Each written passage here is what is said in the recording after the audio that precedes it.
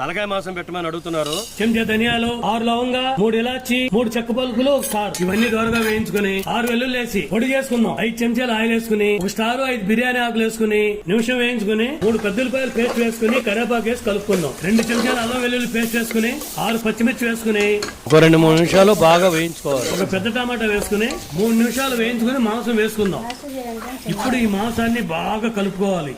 అలా బాగా కలుపుకున్నాక 1 చెంచా పసుపు వేసుకుందాం. 3 చెంచాలు కారం కూడా వేసుకుందాం. సరిపడినంత ఉప్పు కూడా వేసుకుందాం. బాగా కలుపుకొని మీడియం ఫ్లేమ్ లో 10 నిమిషాలు మూత పెట్టి ఉంచుదాం. 10 నిమిషాలు అయ్యాక 1 లీటర్ వాటర్ పోసుకుని బాగా కలుపుకొని మూత పెట్టుకుని 9 విధులు ఇచ్చుకోవాలి. ఇప్పుడు ముందుగా దంపి పెట్టుకున్న చెంచా గరం మసాలా, చెంచా ఎండు కొబ్బరి పొడి, కాస్త కొత్తిమీర కూడా వేసుకుని 5 నిమిషాలు వేయించి దించేసుకుందామండి. మన తలకాయ మాంసం రెడీ.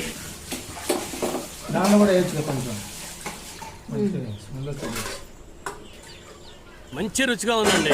మసాలాలన్నీ కరెక్ట్ గా సరిపోయినాయి.